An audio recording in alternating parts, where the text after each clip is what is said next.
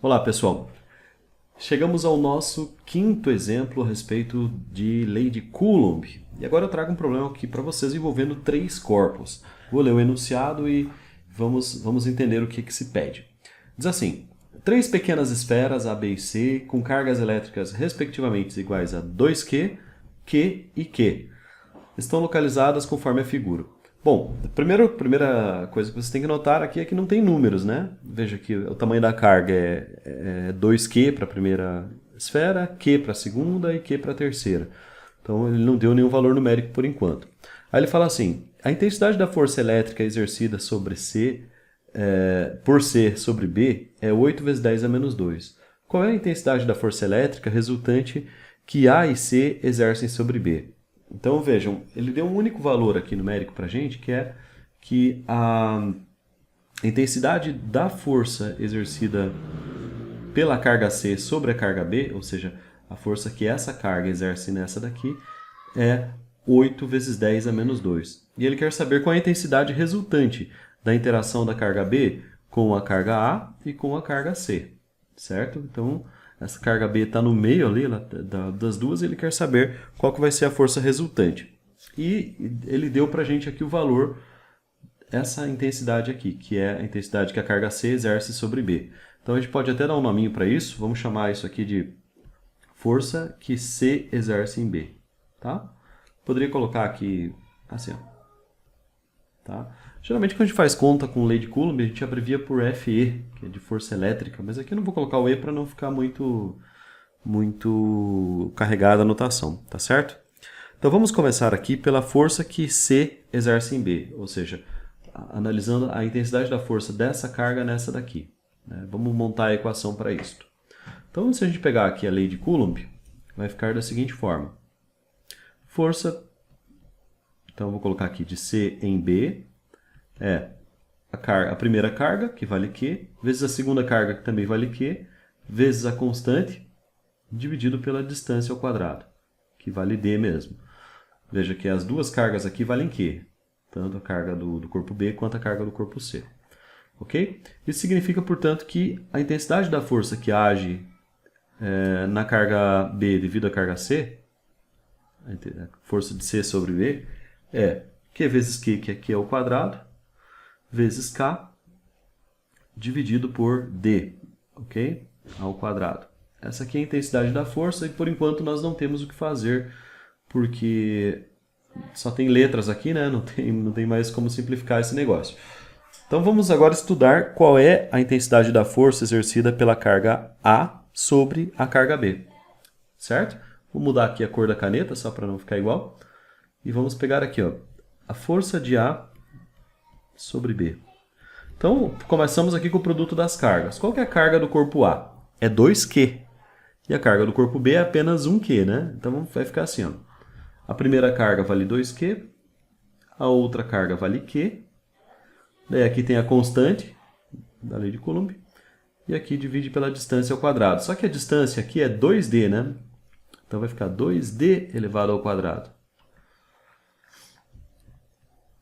2D elevado ao quadrado. Então a força que A exerce em B é 2Q ao quadrado K. E embaixo vai ficar 2 ao quadrado é 4. E D ao quadrado é D ao quadrado mesmo. Aqui dá para simplificar, né? Dá para dividir o numerador por 2 e o denominador por 2 também. E a gente vai chegar na versão final da expressão que é a força que A exerce em B é 2 dividido por 2 vai dar 1, então em cima fica Q ao quadrado K, sobre 4 dividido por 2 dá 2, 2D ao quadrado. Né? Ou seja, o FAB, se eu quiser deixar mais bonitinho aqui, posso escrever assim, ó, 1 meio de Q ao quadrado K sobre 2D. Certo? E note que esse valor que eu obtive aqui, ó, essa parcela aqui, é igualzinha a essa parcela aqui, que eu tinha obtido anteriormente. O que isso significa? Isso significa que a força AB, o FAB, é a metade da força AC. Ok? Uma é a metade da outra. Tá bem, pessoal? Né? Veja que elas diferem uma da outra só por esse fator aqui de 1/2, né? E essa coisinha que eu pintei de amarelo aqui é exatamente igual ao FCB. Então, o FAB é metade do FCB, não é AC, né? CB. CB. Da força de C sobre B. Ok? Tudo bem, já equacionamos aqui o problema, agora vamos descobrir como é que fica a carga resultante, tá? Lembre-se que a gente já sabe o valor da FCB, que é 8 vezes 10 a menos 2, tá? Quer dizer que a força AB é metade disso. Então, a força AB, o FAB, é 1/2 de 8 vezes 10 a menos 2. Então, o FAB é 4, né? 1/2 vezes 8, fica 1 vezes 8, 8. 8 dividido por 2 é 4. Vezes 10 a menos 2 newtons. Então, a gente já sabe o valor do FAB, o valor numérico dele, né? E a gente também já sabia o valor do FCB, porque foi dado no enunciado. E FCB, então, a gente já sabe que é 8 vezes 10 a menos 2 newtons. Ok? Então, aqui estão a intensidade das duas forças que estão agindo sobre aquela partícula que está ali no meio. Certo? Bom, pessoal, a conta nós fizemos. Agora a gente precisa entender como é que vai ficar isso no resultado, né? Vamos voltar aqui para o problema e ver o seguinte. Se vocês procurarem aqui no enunciado, vocês vão ver que ele não fala nada sobre sinal das cargas. Ele diz assim, 3 pequenas esferas, A, B e C, com cargas elétricas respectivamente iguais a 2Q, Q e Q, estão colocadas conforme mostra a figura. Então, ele não falou nada sobre o sinal das cargas, se são positivas, se são negativas. E daí diz assim, a intensidade da força exercida por C sobre B, então de C para B, é igual a 8 vezes 10 a menos 2. Qual é a intensidade da força elétrica resultante de A e de C sobre B, ou seja, das partículas das extremidades sobre a partícula do meio?